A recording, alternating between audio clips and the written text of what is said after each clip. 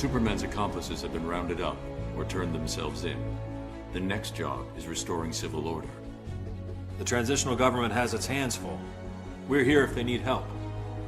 Thanks, but no. The people need to know they're in control, not us. So you haven't changed your mind?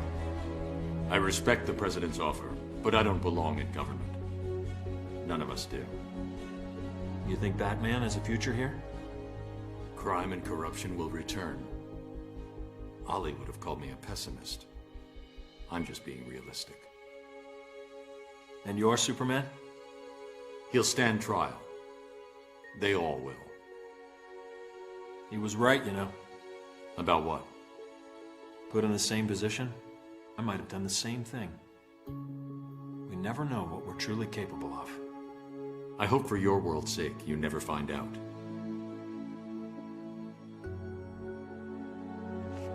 Just keep this in mind. Yeah? If something ever happens, and you do lose it, I'm coming for you. You'll have to get in line.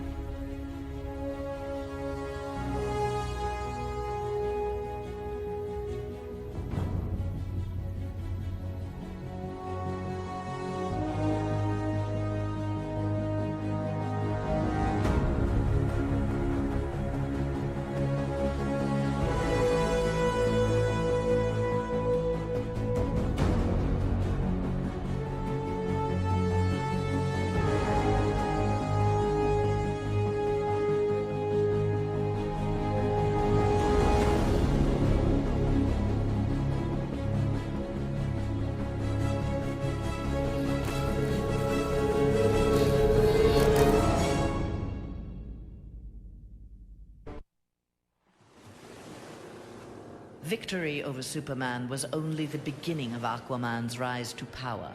Uniting the world's oceans under the banner of Atlantis, Aquaman had a controlling interest in the planet's ecology and economy. His influence did not escape the attention of the world's multinational corporations, who looked to end his reign. Villains lured by the promise of big money to assassinate the King of Atlantis pursued him relentlessly. But Aquaman's popularity served him well. The world's citizens rose up in anger against those who would quell Aquaman's influence. The threat abated. A groundswell of support began for a united Earth under Aquaman's command.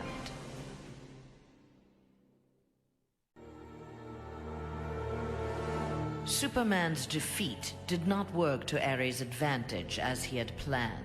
The heroes of the parallel dimension helped this world's Batman build a conflict-free utopia that left the war god famished. On the brink of death, Ares managed to imprison Brainiac 5. He forced Brainiac to create a time loop beginning with the other dimensional heroes' arrival and ending just before their victory.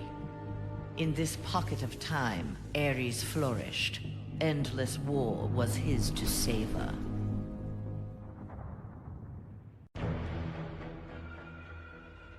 Superman had been a fool to believe Bane would willingly accept a subordinate role in the One Earth government. With the High Counselor out of the way, true leadership could begin. Bane found in Sinestro and Black Adam inspiring examples of ruthless, absolute authority. They reciprocated his regard for their talents. The three former villains regained control of the planet and formed a ruling triad that would be uninterrupted until the next phase of Bane's plan.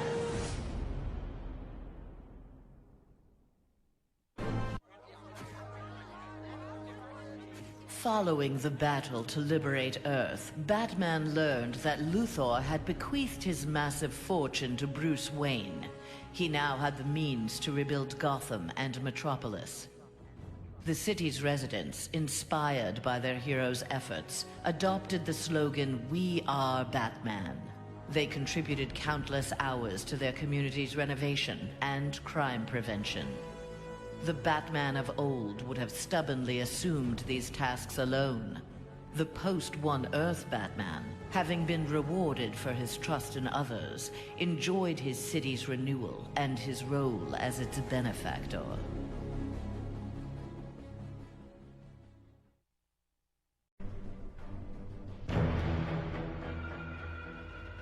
The defeat of Superman taught Black Adam one thing. Most of Earth's denizens were too weak to adopt Kahndaq's visionary form of government. He returned to his homeland with a new plan. Combining their energies, Black Adam and his empress Isis created a mystical barrier around Kahndaq. There they reigned in peace, their country an oasis in the wasteland of human civilization. A true oasis once Black Adam had destroyed all other life on Earth.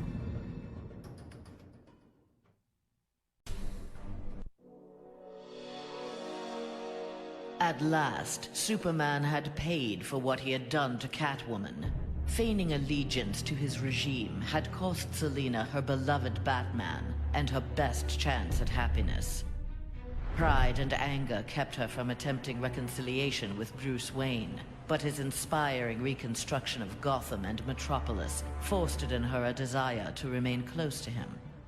Until she was ready to approach him again, she did her part to keep Gotham's streets clear of crime. Nascent underworld organizations had both the Bat and the Cat to fear.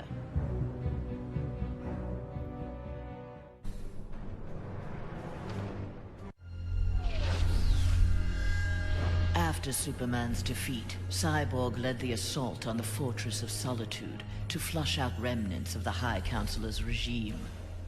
The fortress was well defended, the battle intense. Cyborg was forced to use unfamiliar Kryptonian tools to make repairs to his damaged cybernetics. Enhanced with the alien technology, Cyborg found he could communicate with Superman's androids and order them to apprehend the opposition. With his army of super androids, Cyborg will bring justice to the world.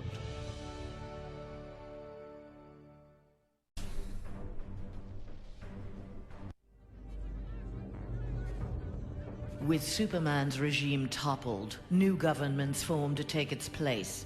New governments meant new customers for Deathstroke, and business was booming. Soon there were more assassinations to carry out, revolutions to aid, and unrest to create than he could manage on his own.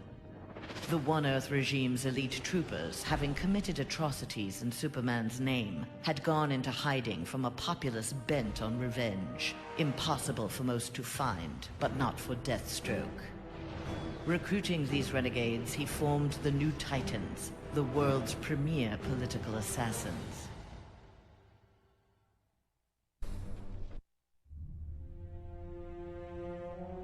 Free of Superman's control, Doomsday eradicated the remaining metahumans. He then manipulated technology in the abandoned Fortress of Solitude to terraform the Earth. It soon resembled prehistoric Krypton. At last, it felt like home. After a few years of exterminating humanity at his leisure, however, Doomsday needed a challenge. Having assimilated Superman's ability to fly, he headed for a nearby space sector. He had heard rumors of an opponent worthy of his attention, a Caesarian mercenary with a taste for violence. Doomsday was eager to meet this Lobo in battle.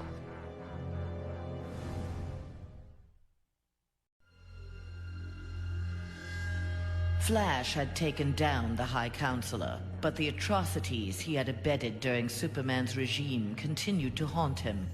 His shame eventually drove him into exile. Whether wishing to make further amends or simply unable to stop himself, Flash continued to use his powers in the pursuit of justice. Rumors of a mysterious red streak of energy that would set upon and incapacitate criminals circulated throughout Central City. While only some deduced his true name, most felt gratitude and affection for the new hero they called the Ghost.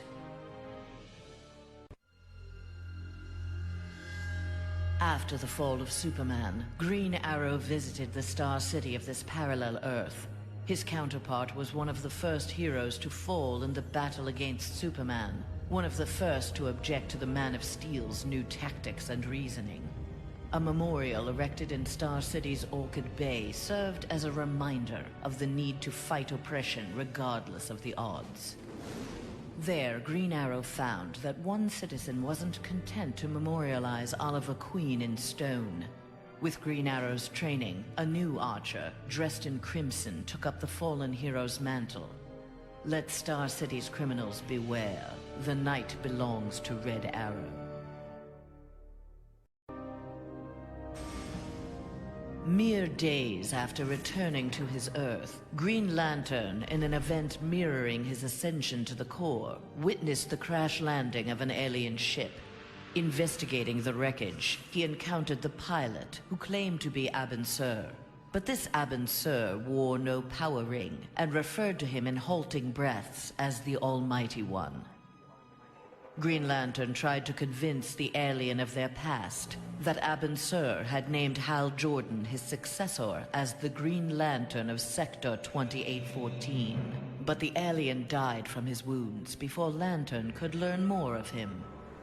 Lantern left immediately for Oa. The Guardians were his only hope of solving this mystery.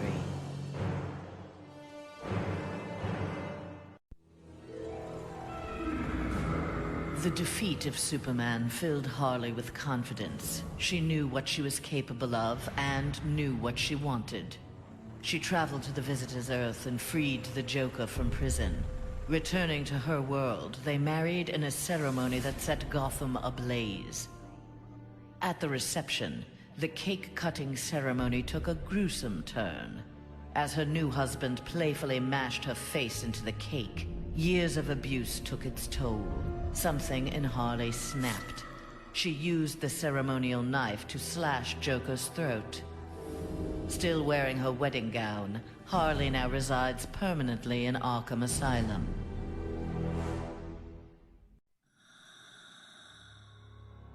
Free of his brainwashing, Hawkgirl exacted revenge on the High Counselor for murdering her husband, Hawkman. She was nevertheless sent to prison for her role in the regime. One night, she awoke hovering above her cot, glowing with eldritch light. An instant later, she stood at the bottom of a shallow crater. There, she found the source of the light, a meteorite of pure nth metal. As she touched it, the meteorite sprung to life, encasing her in nth metal. The new armor made Hawkgirl invincible. Her first act, vengeance against those who had helped Superman capture Hawkman.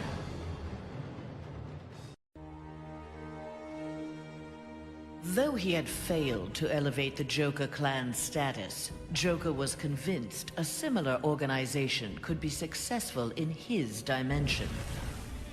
Joker used a series of devastating terrorist acts to frighten the populace, then convinced the more gullible among them that he was the path to security. The new Joker clan soon had millions of members worldwide and committed regular anti-government attacks, wreaking havoc on the global economy.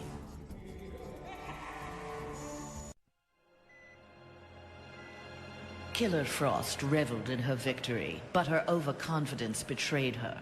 Seizing the opportunity, agents of Star Labs captured her. Their scientists harnessed her freezing power in order to fortify the world's polar ice caps. But Star Labs underestimated Frost's abilities. Turning on her captors, she froze their facility and eventually the entire Western Hemisphere. The survivors now struggle to overthrow the self-proclaimed Ice Queen.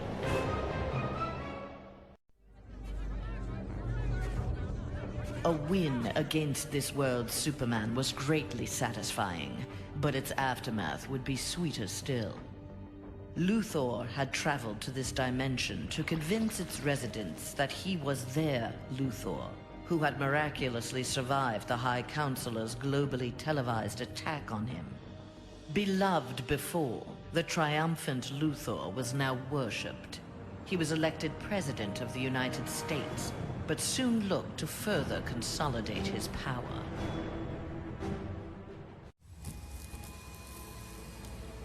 Nightwing had beaten his former boss, Superman, in single combat. Not even Batman had done that. His thirst for conflict grew. He began challenging anyone who crossed his path. Nightwing's belligerence eventually drew the attention of Sinestro. His corps was always in need of new recruits, and the young humans seemed able to inspire great fear. Sinestro had his suspicions confirmed when a yellow power ring found its way onto Nightwing's finger.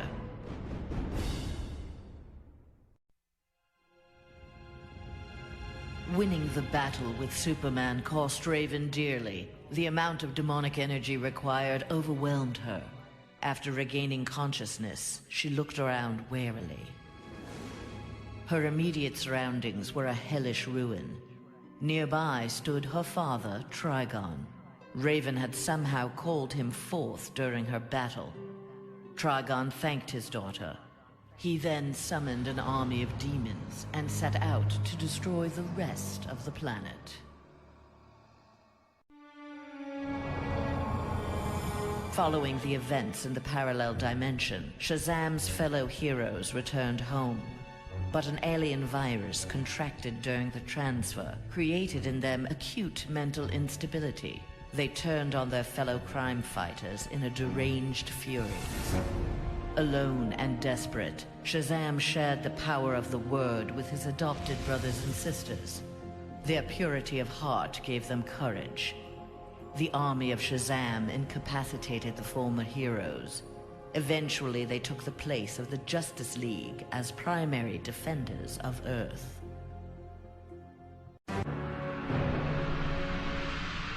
When Superman's One Earth regime proved to be a failure similar to his on Korugar, Sinestro retreated to deep space to ruminate on its demise. Fear had long seemed the most powerful of the emotions with which to bring order to the universe, yet it had not been enough. Desperate, Sinestro hurled the might of the Sinestro core against the life entity, keeper of the White Power Battery. Ultimately victorious, Sinestro now wielded the power of a White Lantern. No adversary could possibly withstand him. The light of the Green Lantern core would be the first he would extinguish. The battle over, Grundy eluded capture and returned to his swamp to heal his wounds. During regeneration, Grundy found he could channel the elemental force of the Red. All animal life would bend to his rule. His increased power also allowed him to resurrect the long-lost Grey Force. Now, instead of ruling Earth's creatures, he could simply destroy them. After defeating the world's heroes, Grundy turned Earth into his version of paradise. He now rules over a gray and lifeless planet. Though pleased with the outcome, Superman's battle with his duplicate left him troubled. If one Superman could go so far astray, why not another? Preventative measures were in order. After much discussion with his fellow Justice Leaguers, Superman ingested a remote-release kryptonite capsule. At any sign of instability, the kryptonite would permeate his body, killing him. The question of who could trigger the device was solved democratically. Each week, a different Leaguer would take possession of its remote control. Only Batman was denied a shift.